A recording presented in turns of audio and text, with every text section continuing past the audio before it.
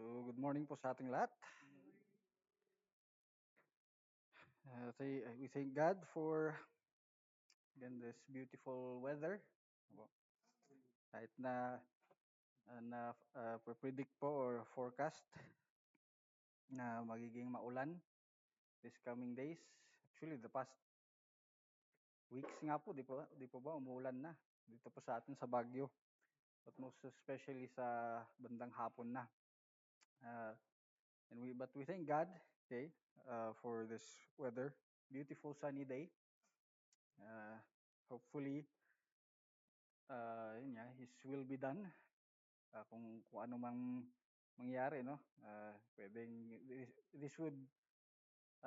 this can be calm before the storm, na sinasabi nila. Pero, again, whether it would, whatever happens, we still believe that God is in control, okay? That He is good, He is faithful, and He will, uh, you know, uh, protect us, okay? And He will be with us. Hindi lamang po sa mga kalamidad or sa mga rainy seasons, rainy days, mga or stormy weather, no? Na literal, but also in our lives, no po, sa ating mismong buhay, yung mga kung minsan may nararanasan tayong mga seasons of life natin na uh, we become, down and depressed or desperate even or sad or feel natin na nawawala yung peace natin sa buhay, no? Those are the seasons of life, but hopefully that we are still holding on, to God in His word, okay? We are keeping the faith, na po, and keeping His word close to our hearts and still continuing, pinagpapatuloy po natin na mamuhay, na ipamuhay yung kanyang salita, ipamuhay kung sino siya sa buhay natin at hindi lamang po na yan, parang ganito, sa Sundays lang, po, or pag nagkikita-kita tayo, pag may nakatingin sa atin, yan, na tao. Okay? But I'll always remember that God Himself is always looking after us. He's always watching us. Okay? He knows. And so, yeah, kung takot tayo dun, if we have fear over that, then maybe there's a question mark sa ating faith, no? But we as true Christians, as genuine followers of Christ should be at peace with that, di ba? Sobrang blessing at sobrang uh, security, and safety and identity, knowing na God is watching over us always, okay? Every hour, every minute, or every second, every moment, He's omnipresent and all-knowing. Okay? So that is so comforting and so encouraging para sa atin na totoong followers si Jesus Christ, because I mean, if we know who He is, again, that is just gives so much peace and joy in our lives. Pero kung tayo yung parang taong yun nga, nagtatago palagi, no? Tingin natin pwede nating takbuhan si God or magtago kay God, or from God, then we are mistaken, very much mistaken, and we are in sin. Okay? Yun lang po yun. No? We are hiding something from God, and we can never do that. But again, we praise God for today and for His Word, for fellowship, okay, with brothers and sisters, and worship to our one true God. Okay, and for the message this morning, okay, parang i-end na lang po natin, no, yung or i-connect natin ulit sa mga previous messages that I shared, um, which for reminder, okay, yung unang-unang message po natin, no, na share ko po is about, uh, if we remember, it was basically about the Great Commission, ano po.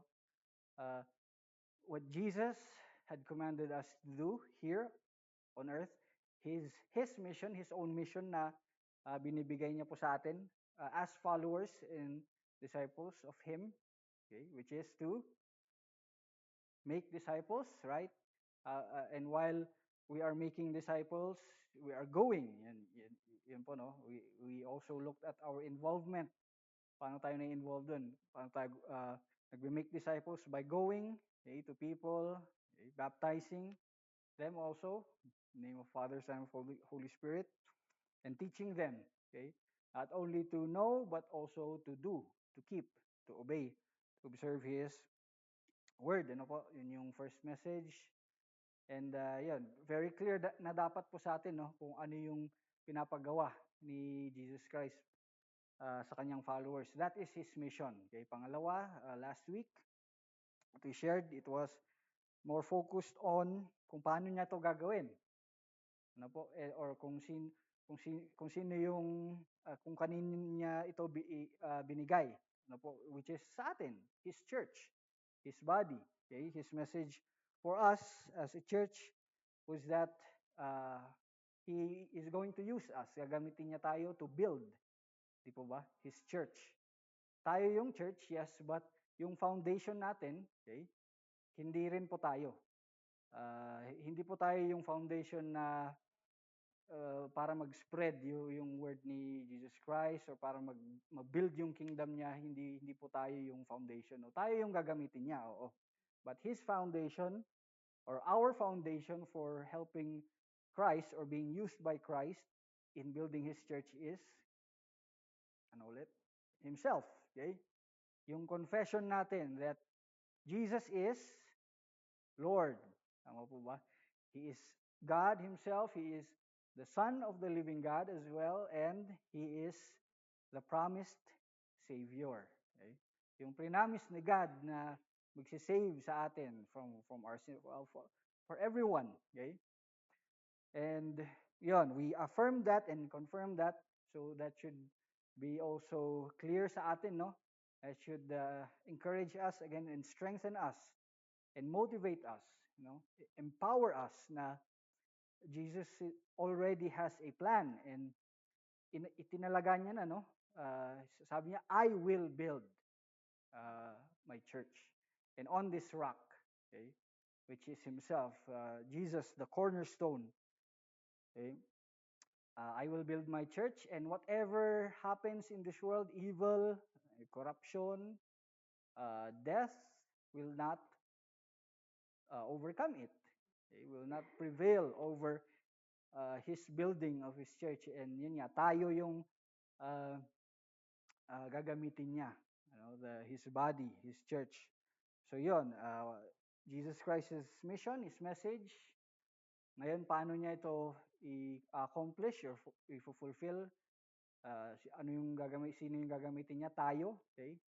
And then ngayon, this Sunday, we would be continuing on that, okay? The next question would be is, kung tayo yung gagamitin niya, no? Tayo yung gagamitin ni Jesus Christ to build His church, to, you know, grow the kingdom of God, okay? To further the kingdom of God, paano niya naman to gagawin? Okay? Ano yung gagawin niya sa atin? Okay? So that would be the next question that we would be answering.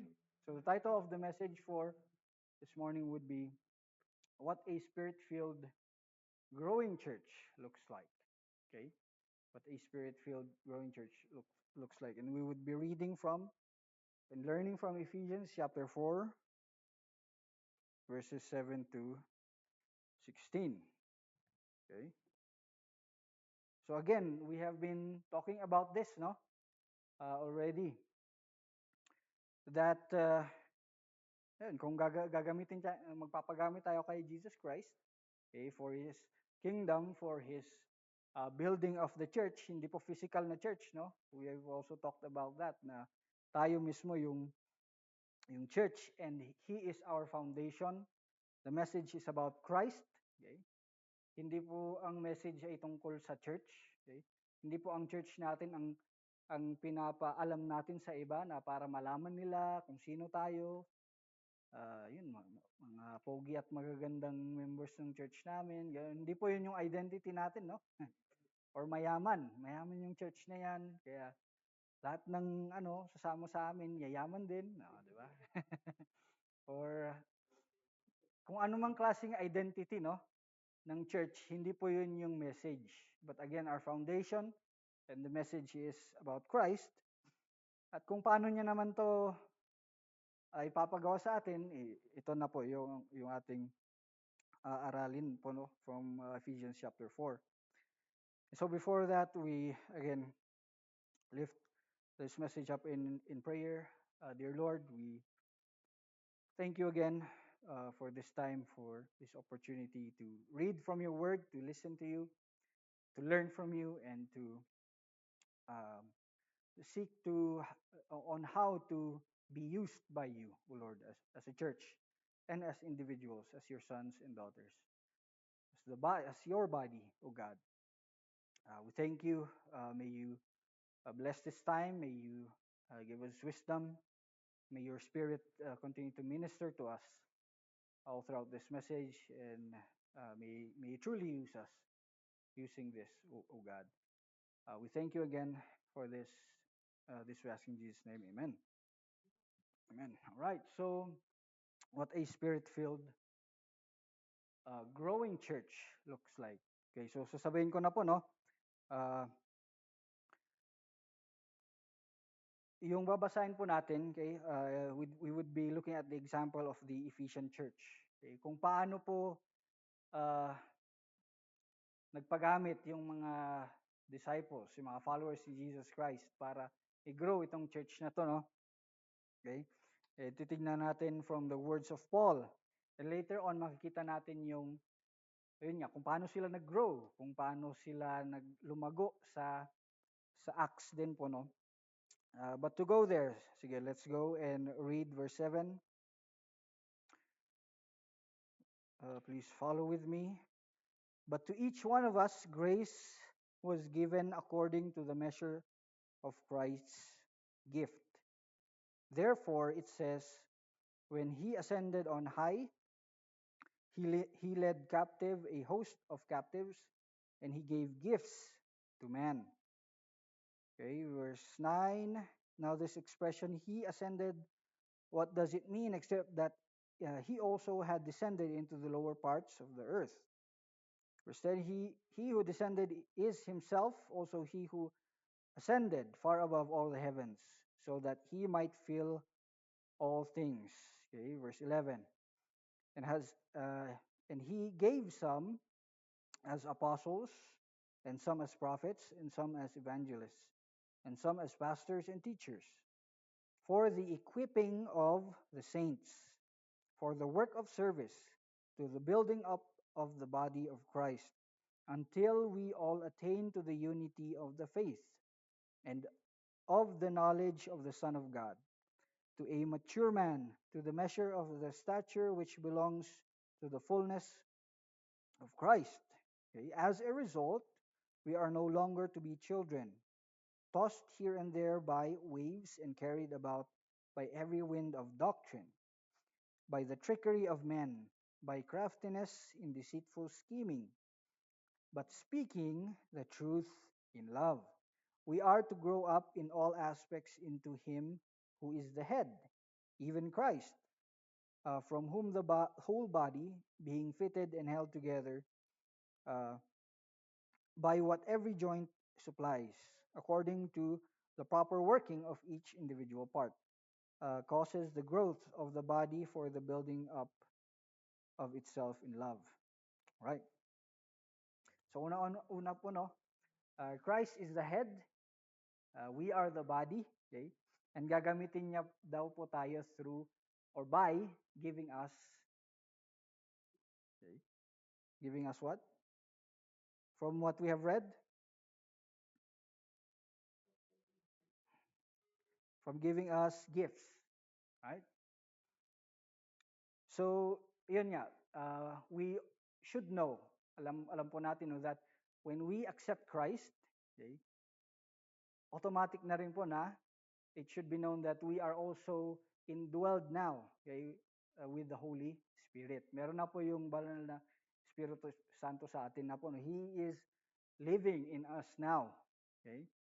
And what comes with the Holy Spirit are spiritual gifts. Okay? So yun po yung gifts, no, na sinasabi niya dyan. And God has given us, all of us, each one of us. Yun yung sinasabi niya sa verse 7, but to each one of us grace was given according to the measure of Christ's gift. Okay? And then yan. And he, nagbigay siya ng konting illustration na nung in the Old Testament when God led His people, no, out of slavery and into the land of Canaan, into the promised land. Okay, God was victorious. Okay, he was victorious over yung enemies ng Israel noon during that time. His people. He led them to victories over the other nations.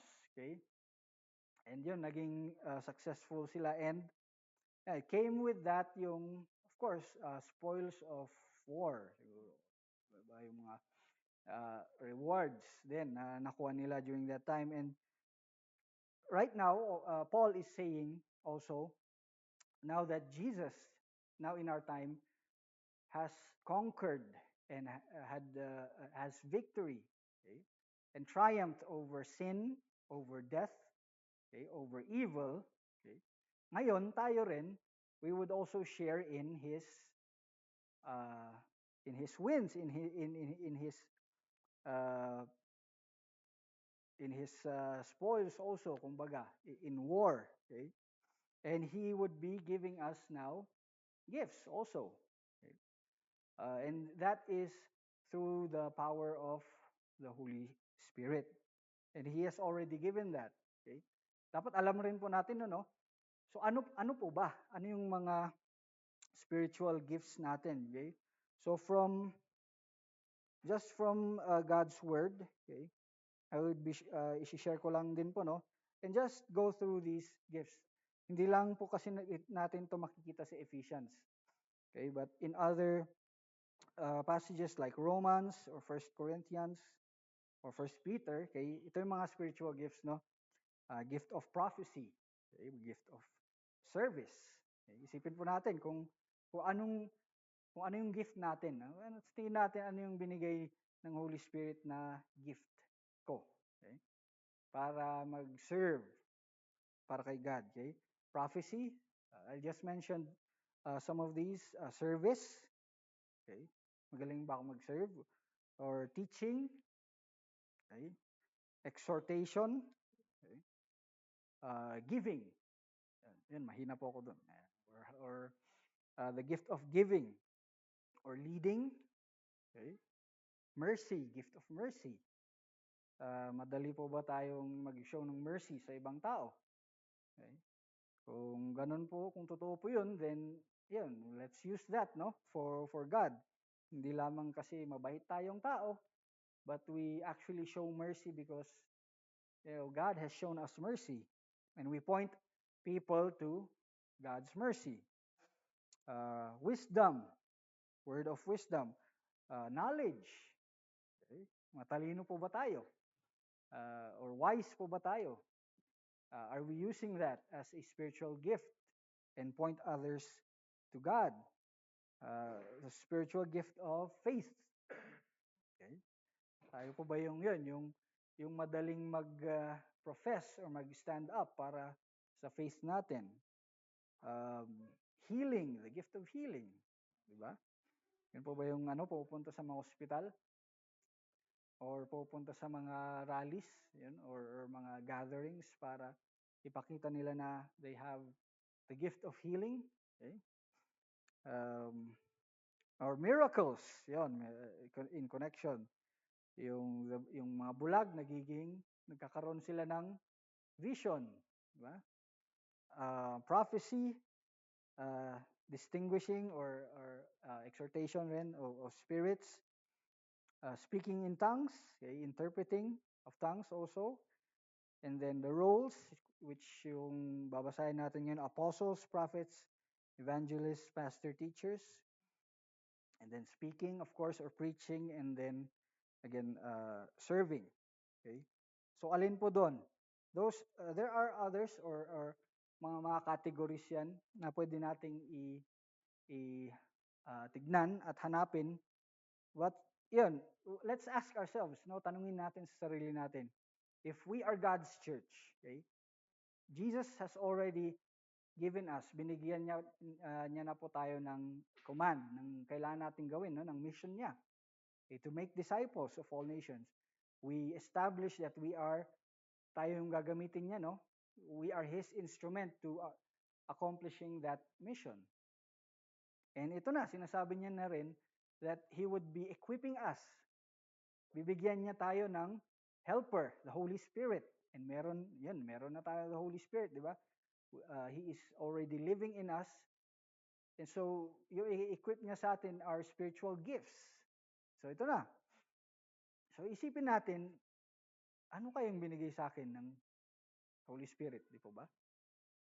Dapat inisip po natin yan. Dapat titignan po natin yan. Kasi kung tayo yung klaseng Kristiyano na, yun nga, every Sunday na lang or every meeting, ang gusto lang natin is mag-pray for each other, yun, or to talk about life. And that is all good, di po ba? Maganda yun, fellowship.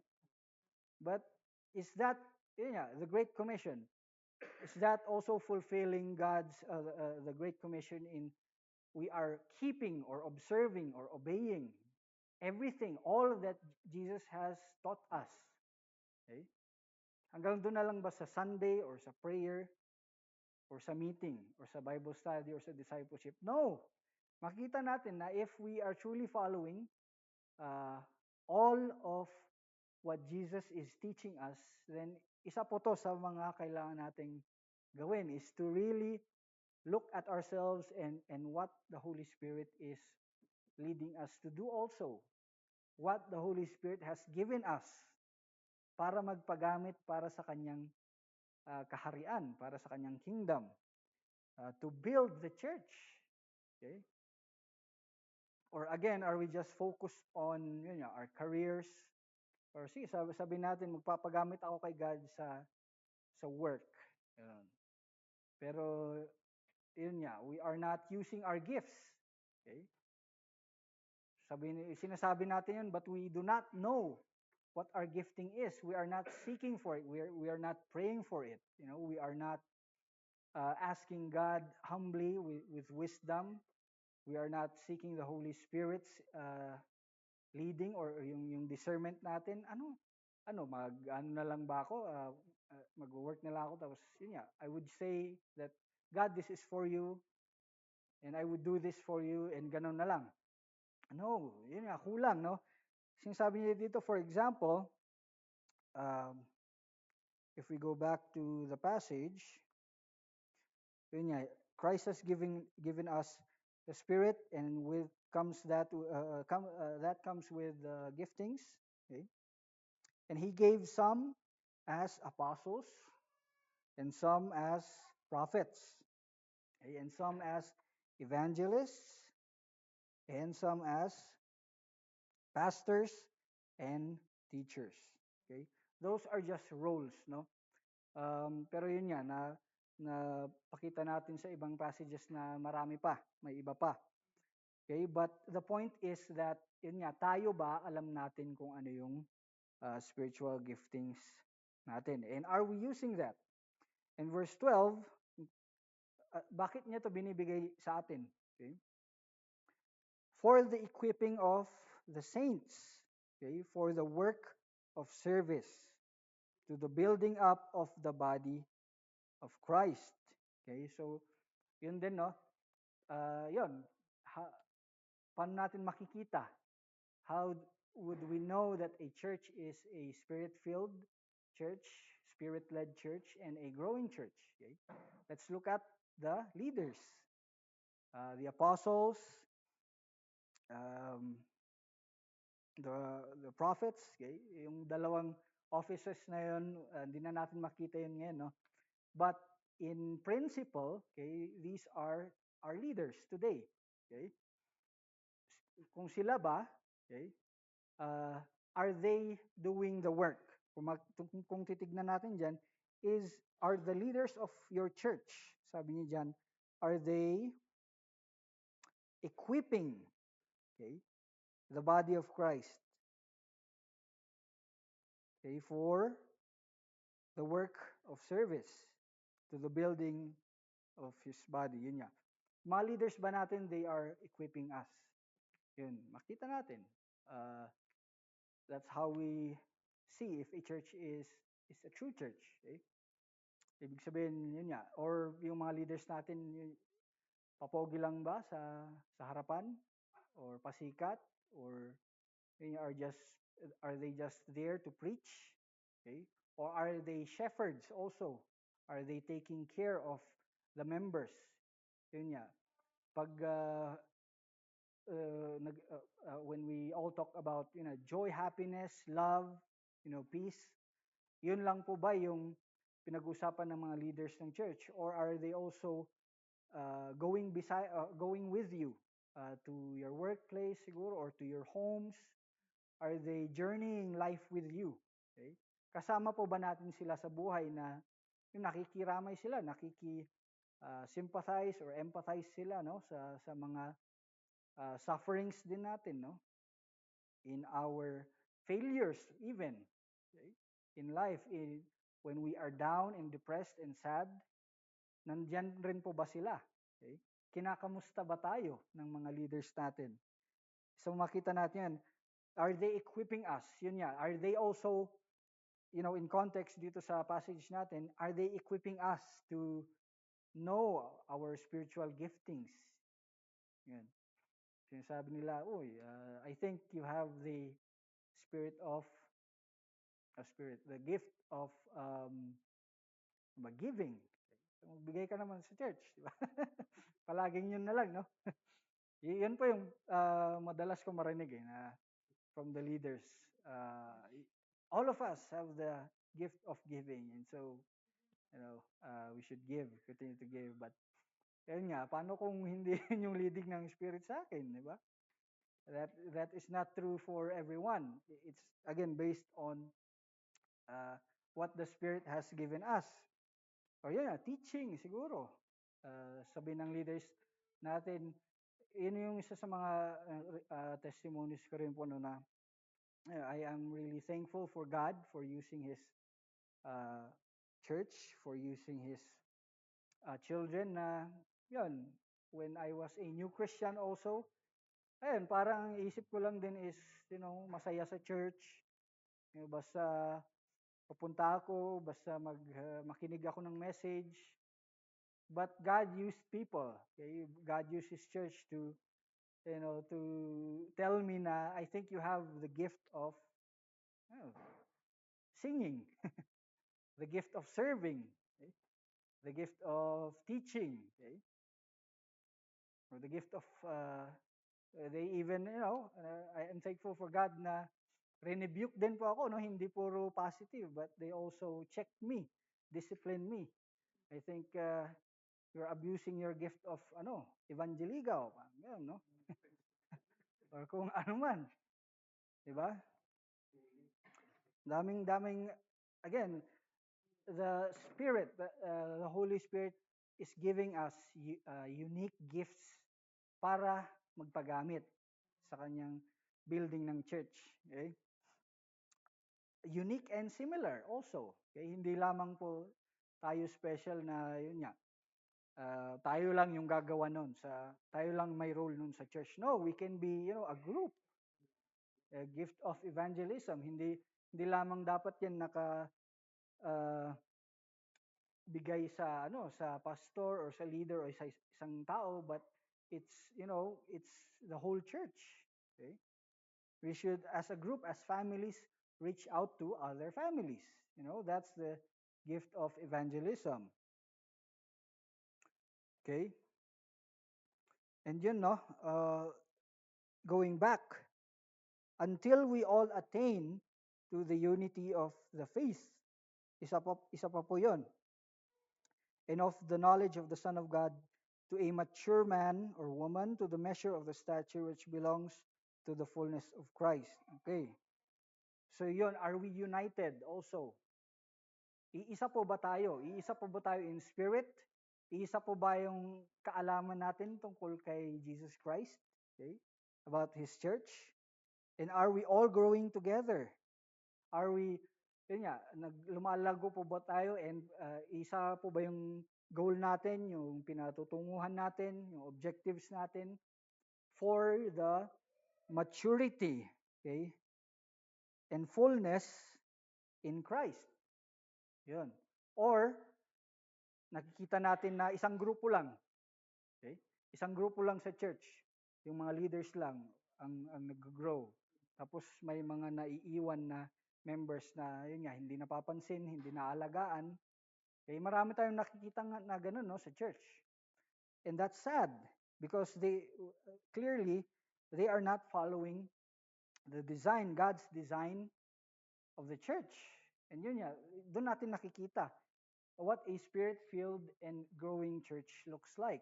You know, if we are all uh, being one in unity in Christ, in knowledge, and we are all growing in maturity in the fullness of Christ. Okay, or yun nga, may grupo lang, yun nga, mga elite. Yan. Mga elite or mga special ministry or special group ng church na sila lang dapat yung maging leaders or examples natin. No. And yan, all the rest would just look up to this group of people or all the rest would just follow in their example. No. Christ is the head. Christ is the head and all of us are his body. Okay? And you know, we are being united, we are being one in Christ, and we are all growing. Okay? And of course, with that, kung alam natin yun, united tayo, solid tayo, di po ba? Hindi tayo mawawala. Kasi sabi niyo doon, no? As a result, we are no longer to be children. Okay, parang bata daw, no? Tossed and tossed here and there by waves and carried about by every wind of doctrine, by the trickery of men, by craftiness in deceitful scheming.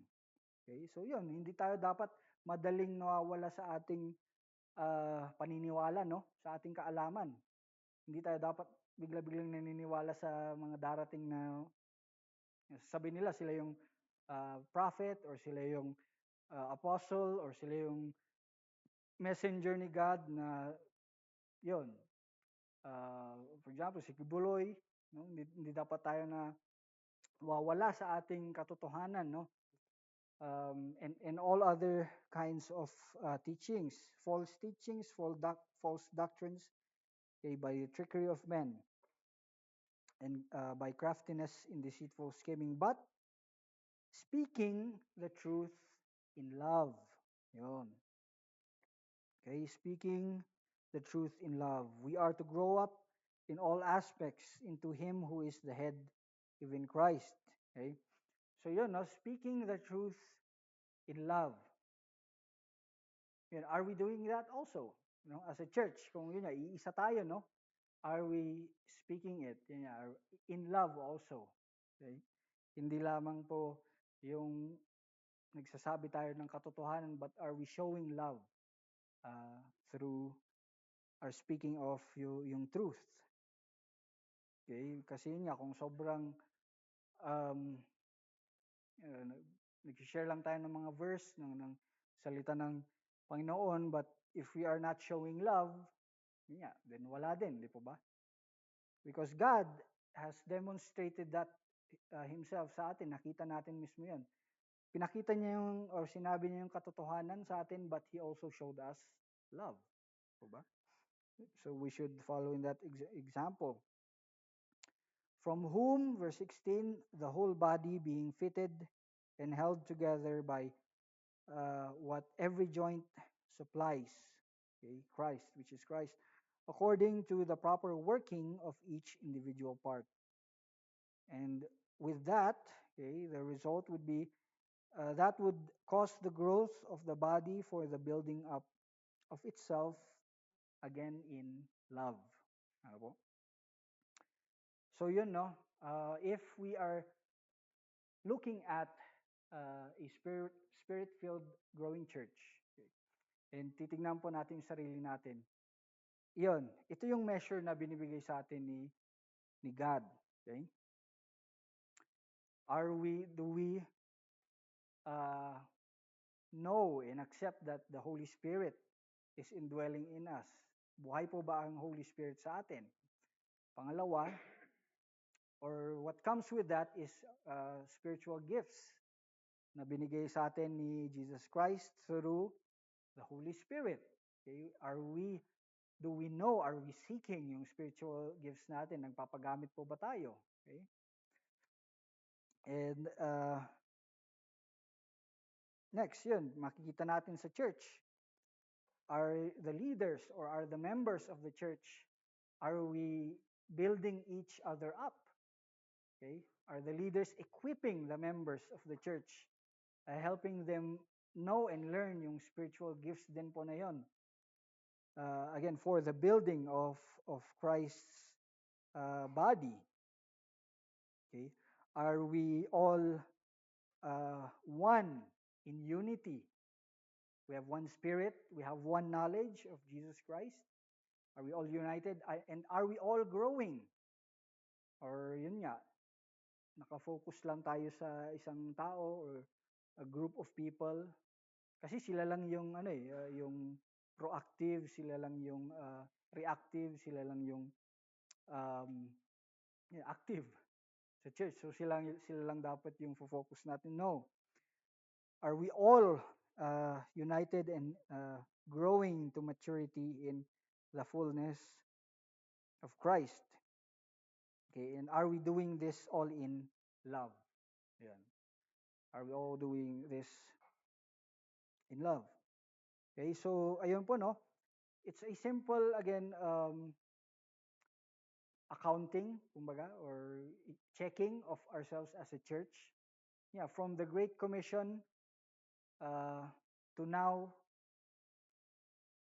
how are we going to fulfill that or be used by God?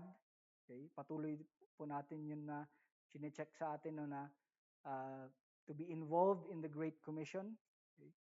And ito yung isa rin po to sa mga primary ways kung paano ginagawa to ni Jesus Christ sa atin, no? Through His Holy Spirit, through the empowering of the Holy Spirit sa atin, and through the giftings that He has given.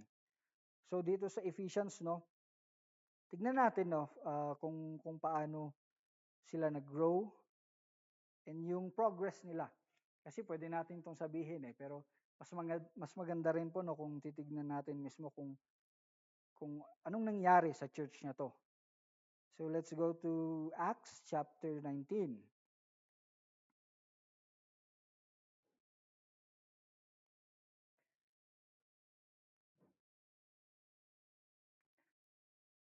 If we are there, Acts chapter 19. Basahin lang natin kung anong nangyari sa kanila, kung paano sila nagpagamit kay Lord, kung anong ginawa ni Lord sa church na to or through His followers. Okay, so if we are there, just quick read and follow with me. Now it happened that while Apollos was in Corinth, Paul passed through the upper country and came to Ephesus and found some disciples.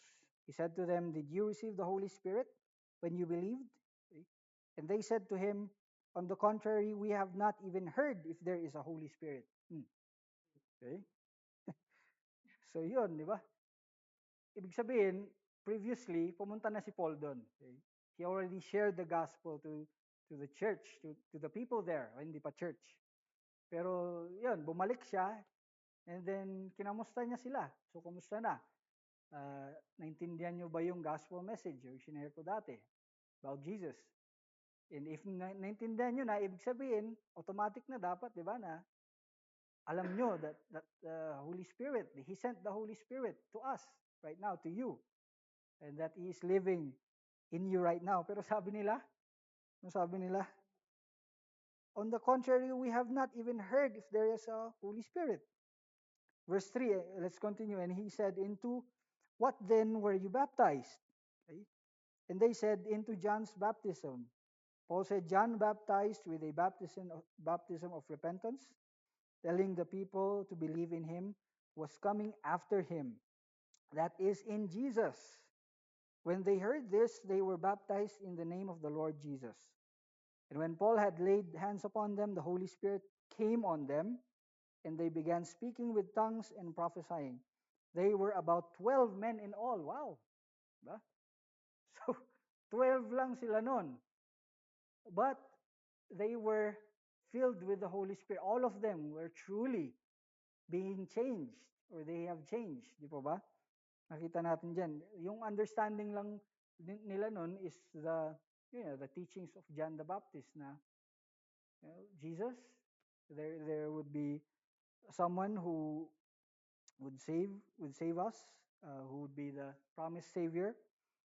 Pero yun, Paul cleared it up to them, binigyan niya ulit sila ng clarity and baptized them in the Holy Spirit again, which is the living God that we have right now, the same God. So very important, no? And he entered the synagogue and continued speaking out boldly for 3 months, Paul, verse 8, having discussions and persuading them about the kingdom of God. But when some were becoming hardened and disobedient, speaking evil of the way before the people, he withdrew from them and took the disciples away with him and had discussions daily in the school of Tyrannus. This took place for 2 years, that all who lived in Asia heard the word of the Lord, both Jews and Greeks. Okay? So, dun sa Ephesians na binasa natin kanina, no? Everything na nangyari sa church na yan, hindi siya flawless. Okay? Hindi madali. Hindi smooth sailing, kumbaga. And it's the same with our churches today. It should be, dapat.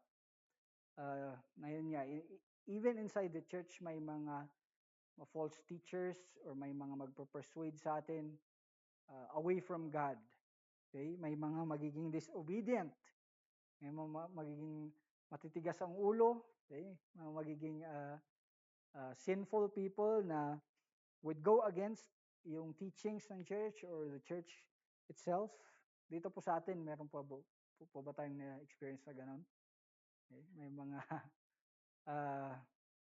naging ano po ba tayo? Wolf in sheep's clothing. Okay? May mga hindi po ba sumang-ayon sa atin? Okay? That's okay. Hindi po ba sinasabi niyan? That's all part of it. But again, if we are united in the Spirit and in Christ, dapat hindi yun makakapag-sway sa atin or makakapag-divide sa atin. Which is what happened here, di ba? Some disobeyed, but ang ginawa ni Paul is they took, the united people, okay, and he withdrew from them and took the disciples away with him. Okay, for 2 years, nangyari yun, no? Both Jews and Greeks. And verse 11, God was performing extraordinary miracles by the hand of Paul, so that handkerchiefs or aprons were even carried from his body to the sick, and the diseases left them, and the evil spirits went out. Okay, basahin natin to. Very interesting. But also some of the Jewish exorcists, okay, exorcists who went from place to place, attempted to use the name of the Lord Jesus over those who had the evil spirits, saying, I order you in the name of Jesus, whom Paul preaches. Now there were 7 sons of Sceva, a Jewish chief priest, excuse me, doing this. But the evil spirit responded and said to them, okay, I recognize Jesus and I know of Paul, but who are you? Sabi, sabi daw ng demonyo. And the man in whom was the evil spirit pounced on them and subdued all of them and overpowered them so that they fled out of that house naked and wounded. Okay? So, isa lang to sa mga struggles po or uh, tribulations na na-experience si Paul no, no, when he was taking care of this church. Okay? Because the church was growing. Yun yung point po nun eh. Because the church was spirit-filled and it was growing, of course, the enemy will also attack.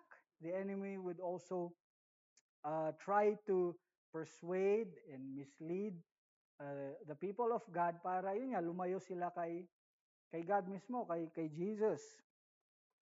And isa po to sa mga examples na uh, yun nga, if we are really reading our Bibles, dapat, di ba, it's not only, you know, a lot of people say that the Bible is boring, I don't know. But ito, very, again, graphic, di po ba? And maka-action nga to eh, di po ba? The Exorcist. Or ano ba? Ano yung mga movies na yung recent ano Conjuring. Di ba? Parang ganito yun eh, di ba? Sabi doon may na-encounter daw sila na yun nga mga Jewish exorcists, mga tao mga siguro mga in our modern day sa atin mga albularyo, okay? Or people who practice in whatever kind of other uh, spiritual idols siguro or gods, pagan gods na kung ano mang paniniwala nila, sinasabi nila na, oh, sige, ginagamit pa nila yung name ni Jesus. Ginagamit nila na, oh, because Paul has been using his giftings, okay? Nagpapagamit si Paul sa kanyang spiritual gifts and that Jesus was using him. He is doing it in the name of Jesus, hindi para sa kanya, hindi para sa sarili niya, hindi para sa church, but for Jesus. And so yun, the church was growing and he was being, famous or because of, yung mga miracles. Tapos itong mga mga inggit, mga inggitero na yun nga, mga false teachers, sabi nila, sige nga, gayahin nga natin si Paul. We use the name of Jesus. In the name of Jesus, sabi nila, ganito na, they were trying to imitate or ginagaya nila si Paul na they were making miracles also, quote unquote. They attempted to use the name of the Lord Jesus. Okay? Pero doon sa mga sa mga yun yan na possess, sa mga may evil spirit din, na-recognize nila yung mga demonyo. Sinasabi nila or sinabi nila, oh, kilala namin si Jesus. Kilala din namin si Paul. Pero sino kayo? Sabi niya, di ba? So, again, in the spirit world, dito natin makikita na Jesus already won. Okay? He already has victory over Satan, over the devil, over all spiritual forces, okay? The demons. Alam din po nila ito. And so we cannot fool yung kaaway. Hindi po natin maluloko ang mga demonyo kasi alam nila eh. That's why alam din nila kung totoo tayong Kristiyano. Kung totoo po tayong mananampalataya and follower of Jesus Christ. So yun nga, kung takot tayo sa mga demonyo or sa mga evil spirits, then maybe hindi nga totoo yung hindi tayo united. Hindi tayo one yung knowledge natin in Jesus Christ. Okay? Hindi true yung faith natin in Jesus Christ. Pero kung yun nga, alam natin, pa tayo matatakot, di ba? Pa tayo matatakot. Alam nga nila eh. So, ayun no. And they were even hinaras, no? Hinaras ng demonyo itong mga impostors and false um, teachers na to. Okay? And yun, they did evil things to him. Verse 17, this became known to all who lived in Ephesus, okay? Both Jews and Greeks. And fear fell upon them all, and the name of the Lord Jesus was being magnified. Okay? Also, many of those who had believed kept coming, okay? Confessing and disclosing their practices. And many of those who practiced magic brought their books together and began burning them in the sight of everyone. And they added up the prices of the hooks or the books and found it to be 50,000 pieces of silver.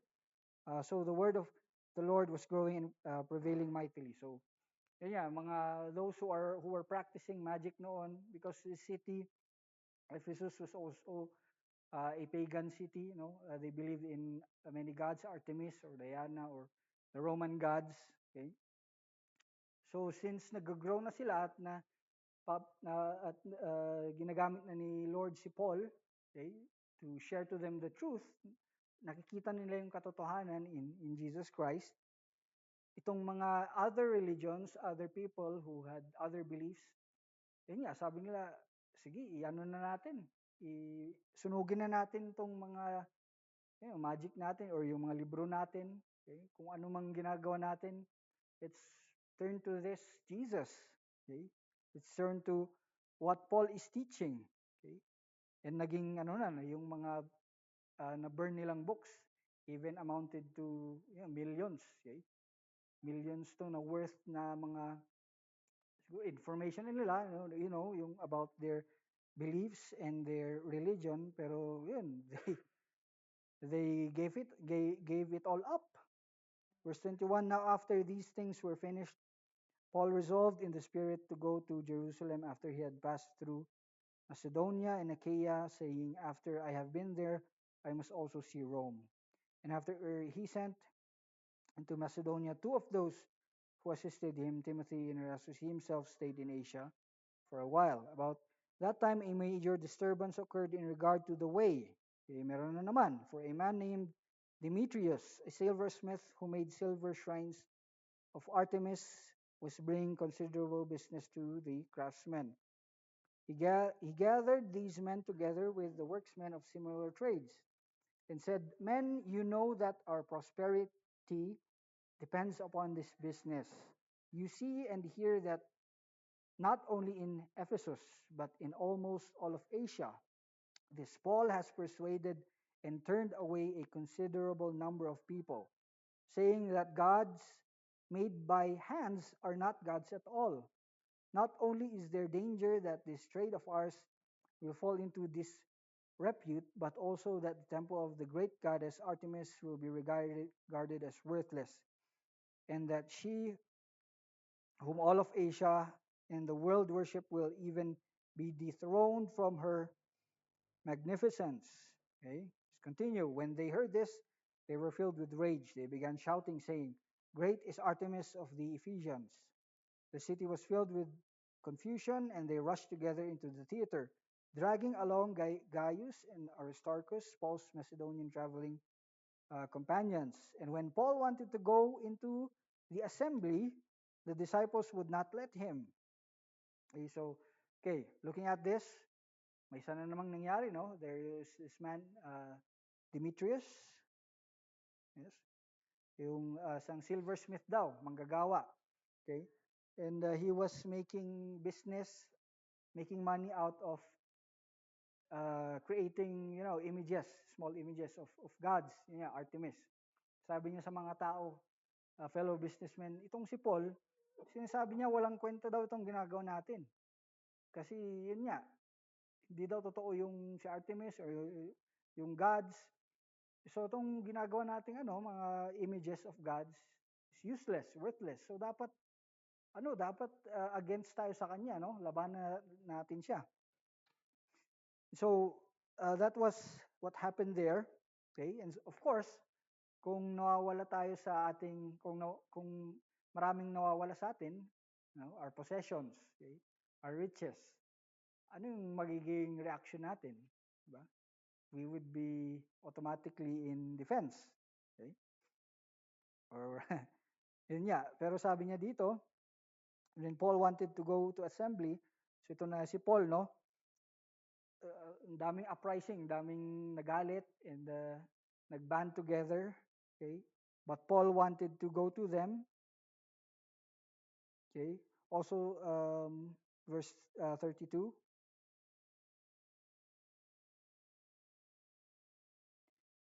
or verse 31. Also, some of the Asiarchs who were friends of his sent word to him and repeatedly urged him not to venture into the theater. So wag daw siyang pumunta. So then, some were shouting one thing and some another. Uh, for the assembly was in confusion, and the majority did not know for what reason they had come together. Some of the crowd concluded it was Alexander, since the Jews had put him forward. Having motioned with his hand, Alexander was intending to make a defense to the assembly. But when they recognized that he was a Jew, a single outcry arose from them, all as they shouted for about 2 hours, "Great is Artemis of the Ephesians."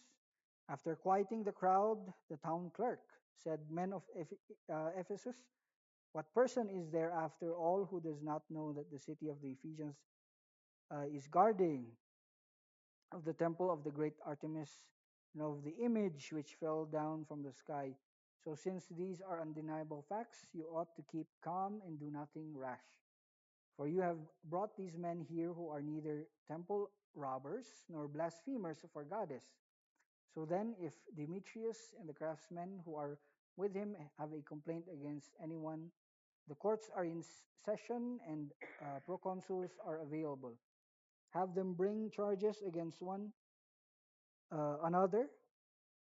But if you want anything beyond this, it shall be settled in the lawful assembly. For indeed, we are in danger of being accused of a riot in connection with today's events, since there is no real reason for it. And in this connection, we will be unable to account for this disorderly gathering. After saying this, he dismissed the assembly. Okay, so basically, okay, yun yan, nangyari yan, no? May rebellion or riot na nangyari kasi they were against Paul and his teachings kasi nawawala na yung business nila ng mga tao. Okay? But gumamit si Lord ng even an unbeliever, okay?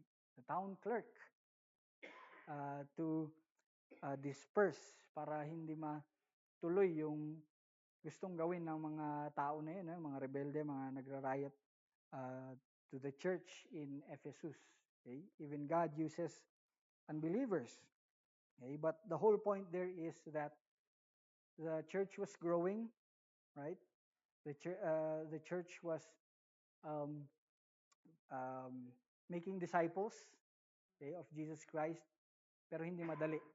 Okay? Hindi madali, maraming mangyayari or maraming nangyari, no? Maraming obstacles, maraming um, trials, testings, okay? And even us today, in God's church today, when we decide to follow Jesus, right, to obey Him, hindi talaga madali, you know. May mararanasan rin tayong mga yun nga, uh, spiritual battles, no, sa atin, no. Demons ba, baka hindi natin alam yung katabi natin kausap pala natin demonyo. Diba? Even or sa work siguro or along the way, okay? Or magpo-persuade sa atin to turn away from God and His word, to tell us na Jesus is not the way. Jesus is not the truth. He is not the life. Pero yun nga, if we continue to look at what a spirit filled and growing church looks like, as we have seen in the Ephesian church, then yun nga, we would not be overcome. Okay? Hindi po tayo, yun yung promise ni Jesus mismo. Ulit, no? I will build my church on this rock. Okay? On our faith, on our confession, on our unity, okay?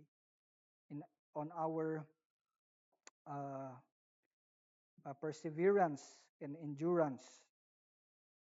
Okay, and to end, okay, nakita natin example ng Ephesian Church, and it poses as a model for us. Then hindi lamang po Ephesians, but of course all of God's Word, but isa lang po yung na example. Okay? Yung nangyari naman in the end sa Acts chapter 20, titignan natin verses 18 to 21. Okay? Yung nangyari dito with Paul when he was, when he left na the church, and when they came to him, he said to them, "You yourselves know from the first day that I set foot in Asia, how I was with you the whole time, serving the Lord with all humility, with tears and trials which came upon me through the plots of the Jews, how I did not shrink from declaring to you anything that was beneficial in teaching you publicly and from house to house, solemnly testifying to both Jews and the Greeks of repentance toward God and faith in our Lord Jesus Christ." Okay? So yun, he left the church. Basically, he left the church na intact. Okay? May ano sila, may na-establish na fellowship doon. They were united. Okay? He discipled leaders. Okay? Overseers, deacons, and leaders in the church para sila na mismo yung tumayo. They would stand on their ground, stand on their faith, okay? Stand on Christ, and yun, nagpatuloy. Kasi ngayon, nababasa na natin, and we know that, the Ephesians, or the Ephesian church, they just continue to grow. Patuloy po silang lumago. And as we look at ourselves right now also, now in our world today, sa siguro, yung mga balita, di ba? About other countries, Nepal, Indonesia, the US, recently Great Britain, okay, the UK, France, ang daming nangyayari no sa mundo natin ngayon. Dito sa atin mismo sa Pilipinas. Today is the day na sabi nila na that we should follow these countries. Okay? Gayahin daw natin sila, and we would make our voices be heard. We would go to the public, go to the government, and yun nga. And that's very dangerous, di po ba? Rebellion and riots. Kasi pwedeng maging violent yan. That is the work of the devil. That is evil. Okay? I mean, tayo nagigets natin, di ba? Of kung bakit nga nangyayari tong mga to. Because again, evil also comes from, or we can see evil in the government itself. Okay? Nakikita natin, no? And so, we understand the people of why they are rising up, kung bakit gusto nila talagang to go against the government also, or governments. But did Jesus, yun yung tanong natin eh, as followers of Jesus, is that what Jesus wants us to do? Okay? Ganun ba yung ginawa ni Jesus? It's the same during his time. The Roman Empire, the leaders, okay, or other nations, other people have their own beliefs, systems, pagan gods, Did Jesus, go against them in violence? Okay? Did he raise up an army? Sabi, tawag ba siya ng mga soldiers or ng mga tao para yung maging violent, maging to go to the leaders and to physically remove them, okay? Or even go against them in a violent way? No, hindi po yun yung ginawa ni Jesus. Ang focus lang ni Jesus is his mission. The mission of his Father, the mission of God. And ganun din po sa atin, no? We don't need to be involved in evil, basically. Kung alam natin na masama yan, kung alam natin na hindi yan yung gustong pinapagawa sa atin ni God, that is sin, we should not be involved in that. Okay? Instead, let's again focus on the mission. Focus on God's mission for us, which is make disciples. Okay? Kasi ganun din eh. Again, history, di ba? Alam natin, corruption, and then may papalit na naman na leaders, and then corruption na naman, and then may papalit na naman. That's been going on all throughout the history of humankind. Pero, yun nga, ano yung ano yung ultimate na solution? Ano yung ultimate na answer? Okay? Yun yung palagi natin tinitignan, which is God. Manggagaling lang po yun kay God, yung katotohanan, the truth. Okay? If people would know Him, if the people would follow God, if we would point other people back to God, yun nga, the truth will set them free. And doon na alam natin na magsisimula yung pagbabago. The change, the transformation. Kasi hindi na sila namumuhay na para sa sarili lamang nila, sa atin, no? We are already living in the Spirit, the Holy Spirit. We are made alive in Christ. Nagbago na tayo kay Kristo. And sila din, posible rin na mangyari sa kanila yun. And so kung yun, mga mamumuno natin, they would become Christians, true believers in Jesus Christ, I'm sure na i-convict din sila ng Holy Spirit. Diba? And they would also be changed and transform yung policies and how the government should be run according to God's word and according to God's will and yun. But again, for us right now here in the church, ito yung focus ni Jesus para sa atin, no? That we are to build each other up in truth and in love. Lahat tayo nagmamature, nag-grow in Jesus Christ. Okay? By His Word and through the power of the Holy Spirit. Okay? Magpagamit tayo. Magpagamit po tayo, no? We have the Holy Spirit in us. So, sigurado may giftings tayo. Hindi lang natin siguro nakikita ngayon or alam natin pero yun nga, takot tayo or may hesitation. But again, let this be an encouragement, no?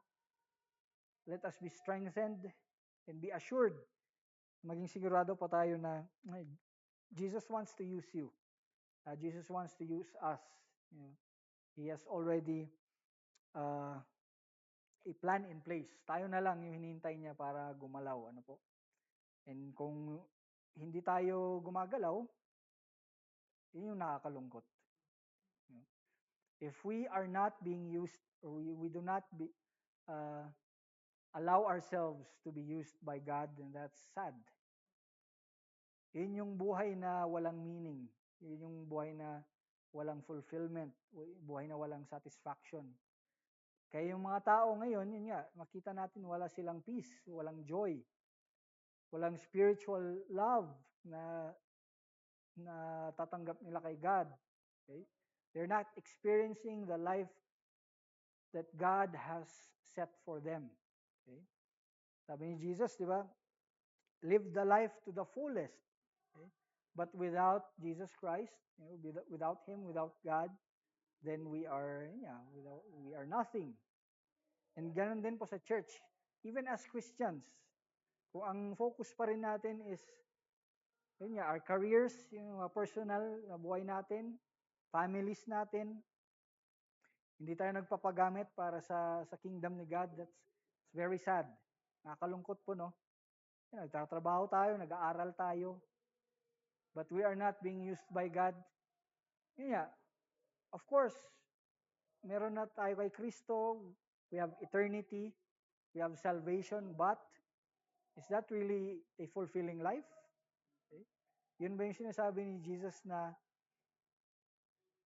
is that the life that He has laid for us, He has set for us? Sinasabi niya na we are the body, all of us should unite and to do works of service, which again, Christ is the head. Lahat ng ito ginagawa natin para sa Kanya. And we are being used by the Holy Spirit and the giftings that He has given us. And so yun nga, kung hindi ganun yung buhay natin, hindi natin nakikita yung buhay natin na ganun, then Yun nga, parang empty no? Parang void. Parang we're not living up to God's purpose for us. Yun eh. And that's very sad. And if the Lord calls us, okay, uh, pag may mangyari na masama sa atin, but we are, ginagawa natin yung purpose natin here on earth, okay, we are doing God's mission, then, di ba, yun yung ultimate reward, ultimate prize. Knowing na nagpagamit tayo para kay Lord. Knowing na, yun nga, wala na tayong buhay, but, God, we allowed the Spirit to use us, di ba? Yun yung ultimate reward. Or okay na lang tayo na pag namatay tayo is, yun, punta na lang tayo sa heaven, or yun, parang useless eh. Hindi tayo nagpagamit kay God. Okay? The Bible also says na pag ganun yung situation, baka nga hindi nga tayo ma-accept sa heaven kung ganun, because we are not true Christians kung ganun, no? Again, um, going back and summarizing everything, I hope and pray, no, na clear na po sa atin lahat, no? Again, about God's mission for us, Jesus, okay? Kung paano niya tayo gagamitin. We are His church, His body. And we are uh, given gifts by the Holy Spirit, okay, para magpagamit sa Kanya. So ready na tayo. Now it's just for us to go and be used by Him. Amen? Amen. Let's end in prayer. Dear Lord, thank you again for your message for us. Thank you again for assuring us, O God, of your mission for us, how you would use us, O Lord, and how you would equip us also by your Spirit. Again, may you be glorified. May all of this bring glory to you and favor to you, O God.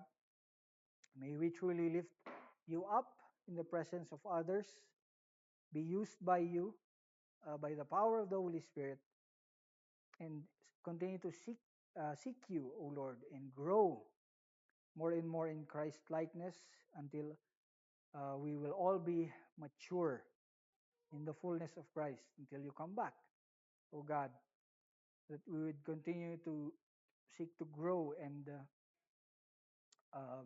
be faithful again as your body, as your church, in all of these things.